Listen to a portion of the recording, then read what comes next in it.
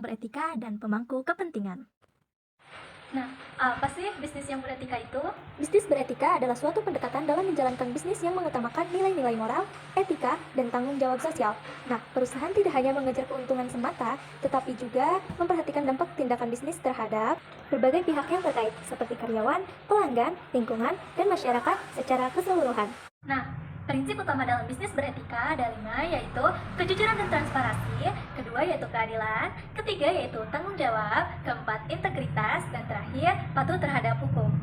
Penerapan bisnis yang beretika. Penerapan bisnis yang beretika diantaranya yaitu memproduksi produk yang ramah lingkungan, memberikan perlakuan yang adil kepada karyawan, berkontribusi pada kegiatan sosial, dan membangun hubungan yang baik dengan pelanggan.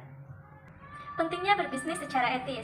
Yang pertama yaitu untuk membangun reputasi yang baik, yang kedua yaitu untuk meningkatkan loyalitas pelanggan, yang ketiga yaitu untuk menarik karyawan yang berkualitas, dan yang keempat mencegah risiko hukum, dan yang terakhir untuk menciptakan nilai tambah bagi perusahaan. Perusahaan dan pemangku kepentingan. Apa sih perusahaan? Perusahaan adalah suatu organisasi yang didirikan dan dikelola oleh sekelompok individu atau badan hukum dengan tujuan menghasilkan keuntungan melalui kegiatan, produksi, atau jasa. Perusahaan dapat berbentuk badan usaha milik negara BUMN, badan usaha milik swasta atau BUMS, atau koperasi. Apa sih ciri-ciri perusahaan? Nah, ciri-cirinya yaitu yang memiliki tujuan utama yaitu untuk menghasilkan keuntungan, yang memiliki sumber daya untuk menjalankan bisnis, yang bisa menawarkan produk atau jasa yang memenuhi kebutuhan konsumen, dan yang mampu menghadapi risiko bisnis. Pemangku kepentingan itu apa ya? Pemangku kepentingan atau stakeholder adalah individu, kelompok, atau organisasi yang memiliki kepentingan atau terpengaruh oleh aktivitas bisnis sebuah perusahaan. Mereka bisa berasal dari dalam dan dari luar organisasi yang memiliki peran yang berbeda-beda dalam keberlangsungan dan kesuksesan bisnis. Jenis pemangku kepentingan ada 2, yaitu dari internal dan dari eksternal. Nah, dari internal itu yaitu ada pemegang saham, karyawan, dan manajemen. Nah, untuk eksternal yaitu ada pelanggan, pemasok, kreditur, masyarakat, pemerintah, dan lembaga swadaya masyarakat atau LSM. Nah, kenapa sih pemangku kepentingan itu penting banget bagi sebuah perusahaan? Nah, yang pertama yaitu untuk pengambilan keputusan. Nah, sebuah perusahaan itu perlu mempertimbangkan kepentingan semua pemangku kepentingan dalam pengambilan keputusan yang strategis. Yang kedua yaitu untuk kinerja perusahaan. Nah, kepuasan pemangku kepentingan dapat meningkatkan kinerja perusahaan secara keseluruhan. Yang ketiga yaitu reputasi perusahaan.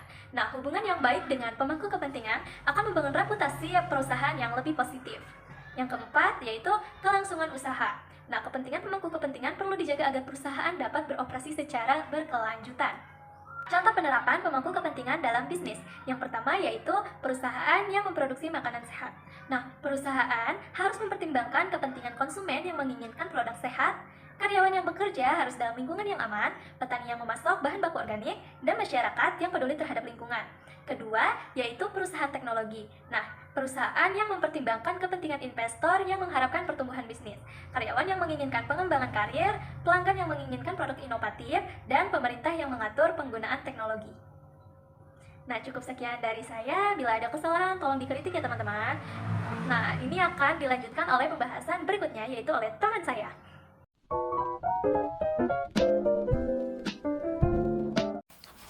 Baik, materi yang ketiga yaitu tentang teori-teori etika dan relevansi.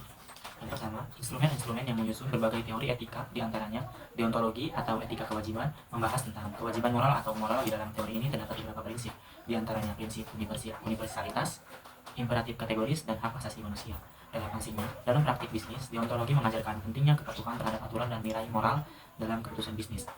Yang kedua adalah utilitarianisme atau konsekuensionalisme, yaitu tindakan dianggap baik atau buruk atau berdasarkan konsekuensi yang ditimbulkan. Di dalam teori ini ada 2 hal yang harus kita pahami, diantaranya maksimilasi manfaat, dan kedua mengukur kebahagiaan atau penderitaan. Relevansinya, utilitarianisme sering diterapkan dalam bisnis melalui kebijakan yang mempertimbangkan dampak jangka panjang terhadap masyarakat. Dan yang ketiga, etika keutamaan atau virtu etis yang berfokus pada karakter individu dan pengembangan kebijakan moral. Dalam teori ini membahas karakter moral dan eudaimonia atau kehidupan yang baik. Relevansinya mengajarkan bahwa organisasi harus mengembangkan budaya perusahaan yang berbasis pada moral-moral yang kuat. Yang ketiga, selanjutnya yaitu teori kontrak sosial atau kesepakatan sosial yang tidak tertulis yang mengikuti individu dalam masyarakat. Dalam teori ini membahas prinsip keadilan dan kepentingan bersama. Relevansinya, teori kontrak sosial yang terikat dalam pengambilan keputusan untuk mengutamakan kesejahteraan pekerja, masyarakat, dan pelanggan. Yang kelima, etika relasional dan kontekstual atau ethics of care, yang menekankan pentingnya relasi individu dan perhatian terhadap orang lain, di antaranya empati dan perhatian serta konteks sosial. Yang dibahas kedua yaitu teori-teori etika dan relevansinya dalam teori bisnis. Ada 4, yaitu utilitarianisme, deontologi, teori hak, dan teori keutamaan. Kelebihan dan kelemahan teori masing-masing etika dalam penerapan bisnis. Yang pertama, deontologi. Kelebihannya konsisten dan kepatuhan terhadap prinsip moral yang jelas. Kekurangannya sifat yang terlalu kaku yang dapat mengambil penyesuaian pada kondisi tertentu. Yang kedua adalah teleologi. Kelebihannya fleksibel dalam mengutamakan hasil yang cocok dalam perencanaan strategis dan kebijakan publik. Kelemahannya terletak pada risiko pengambilan prinsip moral dasar jika hasilnya dianggap baik. Yang ketiga, utilitarianisme mempunyai kelebihan dapat membantu dalam pengambilan keputusan dan memungkinkan pertimbangan terhadap dampak yang lebih luas. Kelemahannya pengambilan hak-hak minoritas atau aspek-aspek moral yang tidak dapat diukur dengan kebahagiaan atau kesejahteraan saja.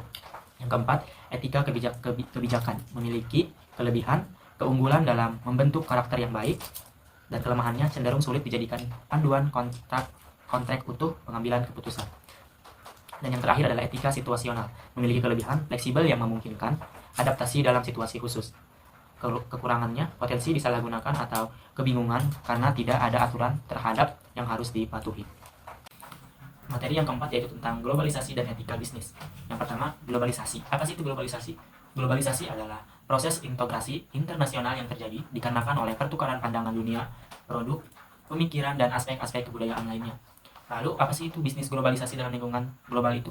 Lingkungan global dapat dijelaskan sebagai lingkungan yang ditemukan di negara yang memiliki pemerintahan sendiri yang berasal dari luar lingkungan lokal suatu organisasi yang memengaruhi kemampuan pengambilan keputusan organisasi tersebut. Faktor-faktor yang mempengaruhi lingkungan global yang pertama adalah persaingan, yang kedua adalah pengaruh politik, yang ketiga adalah perundang-undangan, yang keempat faktor ekonomi, dan yang terakhir adalah tren dan konsumsional. Prinsip-prinsip dan etika dalam bisnis. Etika dalam bisnis adalah sebuah konsep yang sangat penting untuk diterapkan oleh setiap individu ataupun perusahaan dalam menjalankan bisnis. Dan berikut adalah jenis-jenis prinsip dalam bisnis. Yang pertama, kejujuran dan integritas. Yang kedua, tanggung jawab sosial. Yang ketiga, keadilan dan kesetaraan. Yang keempat, menghormati hak cipta dan hak kekayaan intelektual. Yang kelima, menghargai prinsip dan keberhasilan. Yang keenam, menghargai konflik kepentingan. Yang ketujuh, tidak melakukan korupsi. Yang kedelapan, menjaga lingkungan hidup. Selanjutnya adalah manfaat etika bisnis di era globalisasi. Manfaatnya akan memperoleh kepercayaan pelanggan sehingga membuat pelanggan baru tertarik untuk membeli produk dan dapat membuat karyawan menjadi betah sehingga perusahaan menjadi berintegritas. Dan berikut adalah contoh kasus pelanggan dalam etika bisnis, yaitu kasus Kinet Lai, mantan CEO Enso, merupakan salah satu pelanggan etika yang paling mengejutkan dan banyak dilaporkan sepanjang masa dan berdampak besar pada perusahaan menjadi bangkrut, tetapi juga menghancurkan aturan endorsement salah satu firma audit terbesar di dunia. Izin memperkenalkan diri, nama saya Iqbal Triatul Hasanah. Di sini saya akan menjelaskan materi yang kelima, yaitu tanggung jawab sosial perusahaan. Tanggung jawab sosial perusahaan (CSR) atau Corporate Social Responsibility adalah konsep bahwa perusahaan memiliki tanggung jawab terhadap lingkungan, karyawan, konsumen, pemegang saham, dan komunitas. CSR dapat memberikan manfaat bagi perusahaan, masyarakat, dan pihak lain.